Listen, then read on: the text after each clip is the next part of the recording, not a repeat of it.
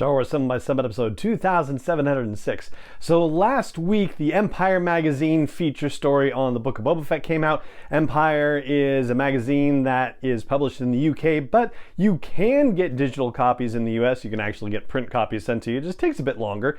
Anyway, we're going to talk about 5 highlights from the big cover story, and a lot of them actually confirm speculation that we've been doing here on the podcast over the past few weeks. Punch it.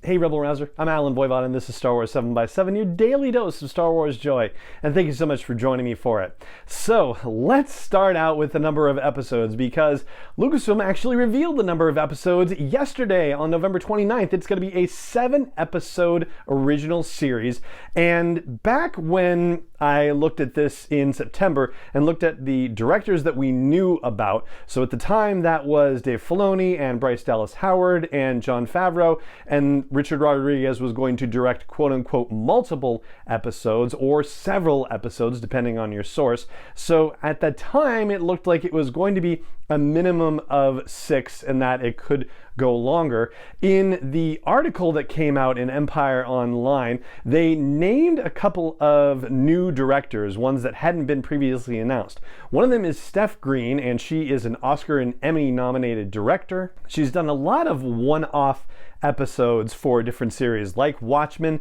and Luke Cage, and also a couple for The Americans, and there's a Star Wars connection there because Stephen Schiff, who was the showrunner for The Americans, was the original showrunner for the Andor series. And she also directed an episode of the new L Word series, Generation Q, and Jennifer Beals is in that series, and Jennifer Beals is of course in the Book of Boba Fett, so there's another connection right there. And the other director they name in the Empire story is Kevin Tancharoen. Hopefully I'm getting that pronunciation right, Kevin. Kevin has directed a number of TV series as well, including episodes of Agents of S.H.I.E.L.D. and an Inhumans episode. He also did some DC stuff for Arrow and Flash and Legends of Tomorrow. Oh, and he also directed an episode of Iron Fist 2, so yes, he is kind of in the family, as it were. So when the Empire article came out last week, I was really heading toward telling you it seemed like it was going to be 8 episodes, because we had 5 directors named, plus Robert Rodriguez directing multiple or several episodes, and so that seemed like 3 at a minimum, so 5 plus 3 is 8. Well, turns out we're at 7 instead. So right in the middle, and so now the only question is whether we're going to get it across 7 weeks, or are they going to double up on us for the first week? Don't know that yet, but they will announce that ahead of time. They won't make that a surprise situation on December 29th. All right, the second highlight from the article has to do with the power vacuum that exists in the criminal underworld. And by the way, there are a number of articles on Empire's website that extract pieces of the feature article and break it out into multiple articles online. And so I'll say you can pretty much get the gist of the whole feature story by poking through all of those articles. But it's sort of wrapped up nicely and neatly in one cohesive package in the actual magazine article. But I'm digressing slightly. So Jon Favreau talks about the power vacuum that exists after Bib Fortuna gets knocked off, and he talks about how Jabba was particularly powerful, and without him around, who's running things? Bib isn't necessarily strong enough to do that. And that is reflective of speculation that I was doing a couple of weeks ago when we were talking about all the different criminal syndicates that were or are in operation or will be in operation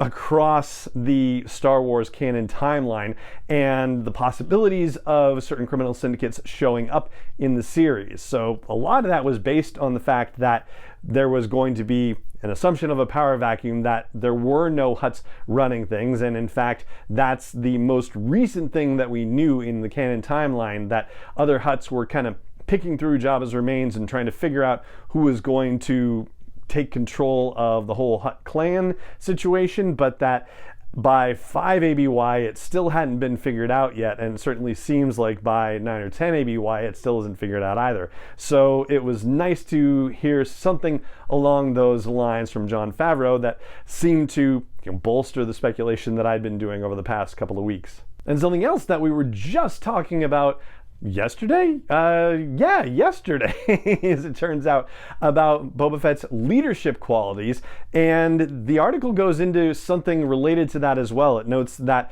Boba Fett is not naturally somebody who knows how to run a crime syndicate, who knows how to lead people basically, and so this is going to be a bit of a fish out of water situation for him. He is a newcomer. He's somebody who's going to have to learn the ropes, and that's where the challenge is going to be for the character. And that seems to dovetail a bit with what we were talking about with the bounty episode in the Clone Wars, and about how Ventress saw Boba Fett as not being a leader even at that young age, like that just wasn't who he was. And certainly people have the capacity to grow over time, but as somebody who wasn't even inquiring as to the welfare of the other bounty hunters on his team, that did not strike Ventress as a leader-like quality. And so it stands to reason that we might have to see Boba Fett develop some leadership qualities in this series as well. Now, for a third takeaway, and this one kind of ties in to the fourth takeaway a bit, but for a third takeaway, we have to talk about the fact that Boba Fett was always destined to come back. So similar to Darth Maul, who really looked like he died at the end of The Phantom Menace, George Lucas wanted Maul to come back and be an antagonist again. And so here we have another situation where George Lucas wanted Boba Fett to come back. And there are references in the article to the Star Wars Underworld series that was in the works, that was being planned back in the early to mid 2000s, that just never got off the ground. It was going to be too expensive to produce in live action at the time, but the plan was to have Boba Fett be back and available in that, meaning that he survived the Sarlacc. The 1313 video game was also supposed to feature a young Boba Fett. It wouldn't necessarily have meant him coming back from the dead. Kind of a slightly different situation. They mentioned that in the article, but yeah, the Underworld series, he was intended to come back. And from the beginning of The Mandalorian, they say that they were already thinking about Boba Fett and wondering how or if or whether they could bring him back potentially. And even in Legends, he survives the Sarlacc pit. They do it pretty much right after the comic book adaptation for Return of the Jedi. So it's around issue 80 some odd within the Star Wars Marvel comic series where he gets out of the Sarlacc and he is just messed up. So now here's the fourth top takeaway, and we'll tie it back into the third. Fennec Shand was not supposed to survive the events of Chapter 5 of The Mandalorian, the Gunslinger. Apparently, the original plan was for her to die in the Tatooine deserts. And it turned out that, as they worked with Ming-Na Wen and, saw her character in action, they thought, oh, there's more to this character. We can do more with this character. How do we make sure that she survives the events of the episode and do it in a cool way? And this is how they decided to work Boba Fett in. They're like, okay, how could she survive? Well, she could be left for dead and somebody finds her. And who's that somebody? Well, we've been trying to figure out a way to get Boba Fett involved in this whole thing. So here's how we can seed the whole situation. Now, the fifth and final takeaway to share has to do with how much of Boba Fett's past are we going to see? In particular, one question that's raised in the Empire article is whether we are going to see how Boba Fett survived the Sarlacc pit. And Kathleen Kennedy is interviewed for the article in a few different places, and she says, I can't answer that question. John would kill me, Jon Favreau, presumably. So, come on, that's gotta be a yes, right? And what's more, we keep getting shots of situations that take place prior to the events of his appearance in The Mandalorian. So, for example, we've already talked about seeing him approaching Slave One and still wearing the Tusken robes that he was wearing. So that suggests that that's him getting to his ship before he takes off to go see The Mandalorian. And there's a new commercial spot where they show him. This one doesn't necessarily have to be part of his recuperation, but he is submerged and has a breathing apparatus in his mouth. And it's not necessarily like a Bacta thing. It could be just like a rejuvenation chamber situation.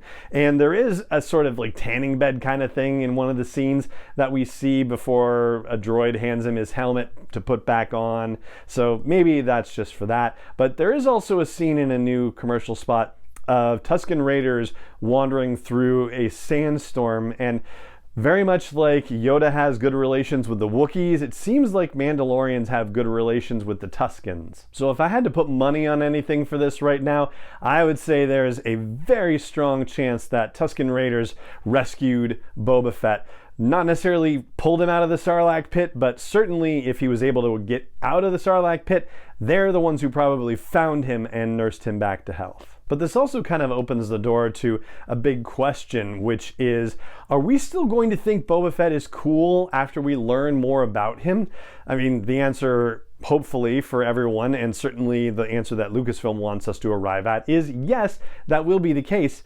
The whole allure of Boba Fett over the years has been his mystery, his mystique, the fact that he just seems cool and we don't really know a lot about him, but yeah, certainly the whole Return of the Jedi thing did not speak well for his abilities or capabilities or anything like that.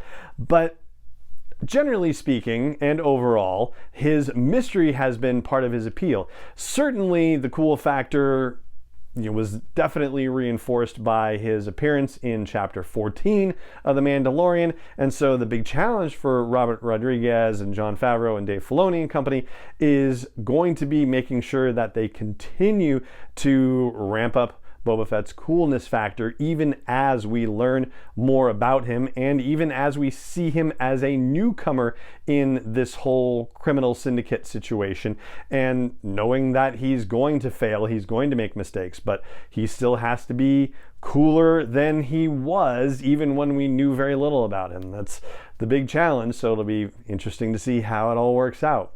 And so that's what I've got for you on the highlights from the Boba Fett reveals in Empire Magazine's cover story on the Book of Boba Fett, and that is going to do it for this episode of the show as well. It just remains for me to say thank you so much for joining me for it as always, and may the Force be with you wherever in the world you may be.